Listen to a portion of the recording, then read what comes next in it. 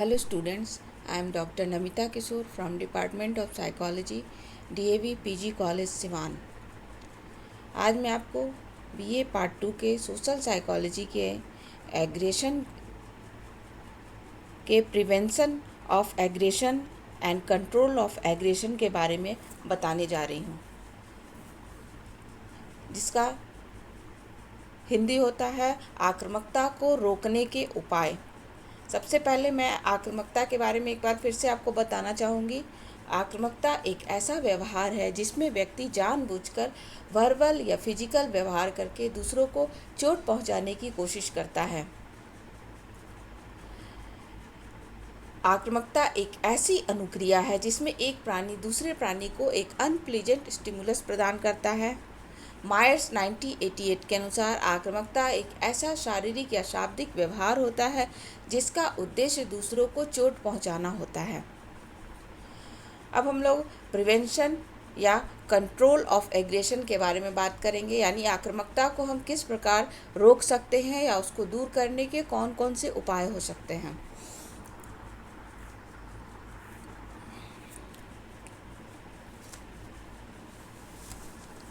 जिसमें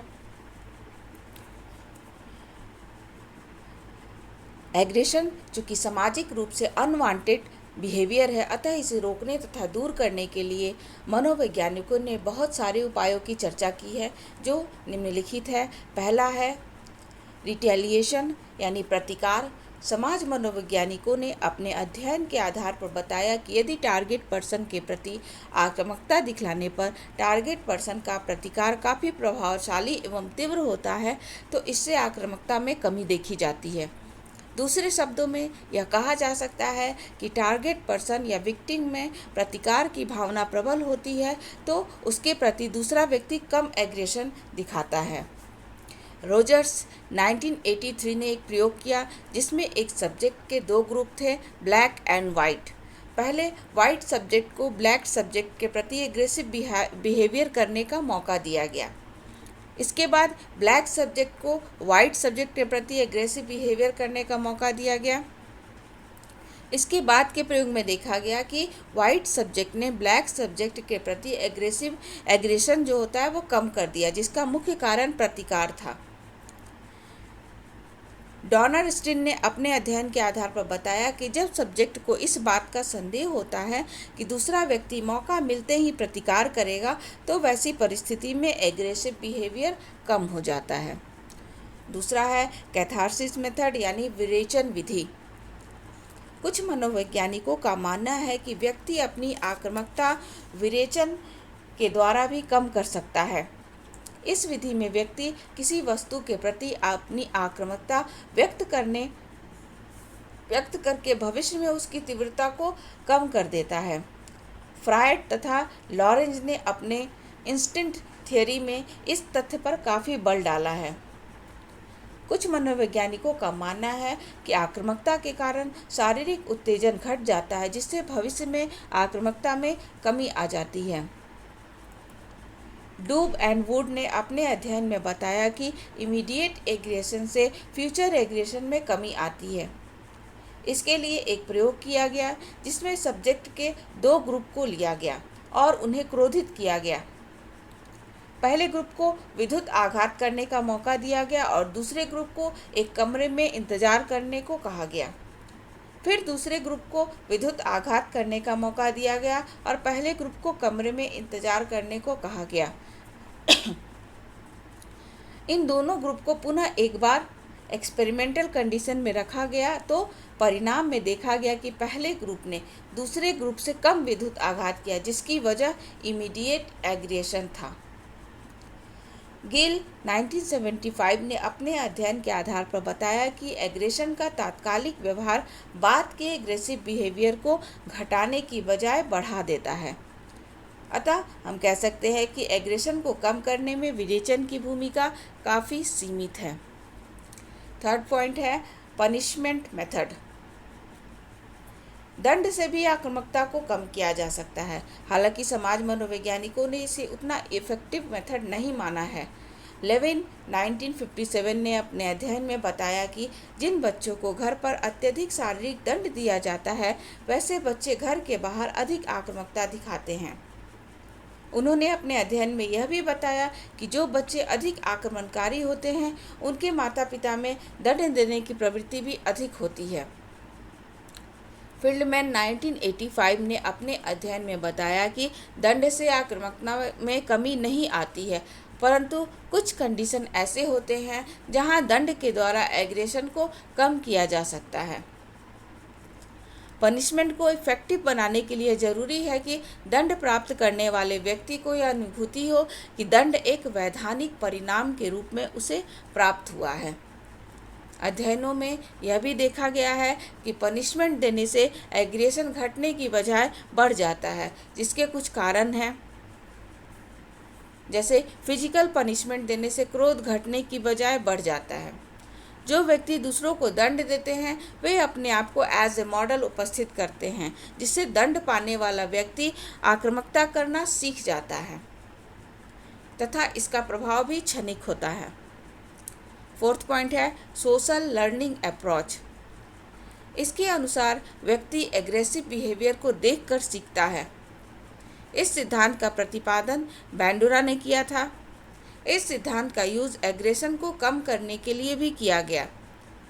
जिस तरह व्यक्ति एग्रेसिव मॉडल को देखकर आक्रमण करना सीख लेता है, उसी तरह वह अनएग्रेसिव मॉडल को देखकर आक्रामकता को कम करना भी सीख लेता है।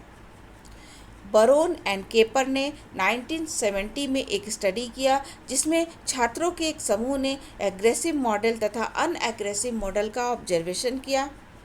परिणाम में देखा गया कि जिन छात्रों ने अनएग्रेसिव मॉडल का ऑब्जर्वेशन किया, उनके एग्रेशन में कमी आ गई। फिफ्थ पॉइंट है mild sexual arousal and humour. हल्की कामुकता एवं हास्य से भी एग्रेशन को कम किया जा सकता है। इसके पीछे पूर्व कल्पना यह होती है कि व्यक्ति दो विरोधी इमोशंस का अनुभव एक साथ नहीं कर सकता है। यदि एग्रेशन की अवस्था में थोड़ी सी कामुकता एवं हास्य उत्पन्न कर दिया जाए तो एग्रेशन में कमी देखी जाती है। बरोन एंड बॉल ने अपनी स्टडी में इसकी पुष्टि की है। इस स्टडी में सब्जेक्ट का एक ग्रुप लिया गया जिन्हें क्रोधित किया गया। इनमें से कुछ सब्जेक्ट को हास्य चित्रों का इवैल्यूएशन करने को दिया गया तथा कुछ सब्जेक्ट को न्यूट्रल चीज़ों का इवैल्यूएशन करने को दिया गया और फिर उन्हें आघात करने का मौका दिया गया। परिणाम में देखा गया कि जिन लोगों ने हास्य चित्र का इवैल्यूएशन करने को जिनको दिया गया था, उन लोगों ने कम एग्रेशन किया तथा जिन लोगों को न्यूट्रल चीज़ों का इवैल्यूएशन करने को दिया गया था, उन्होंने अधिक एग्रेशन दिखाया। जिलमैन 1971 ने अपने अध्ययन में बताया कि हल्का सेक्सुअल अराउजल होने पर एग्रेशन में कमी आती है, परंतु अत्यधिक उत्तेजित हो जाने पर एग्रेशन में वृद्धि हो जाती है। सिक्स्थ पॉइंट है एम्पैथी। गीन एंड बरोन का मानना है कि एम्पैथी के द्वारा भी एग्रेशन को कम किया जा सकता है। इन लोगों का मानना है कि एग्रेसर को पीड़ित व्यक्ति की दशा दिखा दी जाए तो इससे भी एग्रेशन में कमी आती है। इससे एग्रेशन में गिल्ट फीलिंग तथा पछतावा उत्पन्न होता है और व्यक्ति का एग्रेसिव बिहेवियर कम हो जाता है। सेवेंथ पॉइंट है बिहेवियर रेनफोर्समेंट। व्यवहार परिमार्जन की यह एक प्रभावकारी विधि है।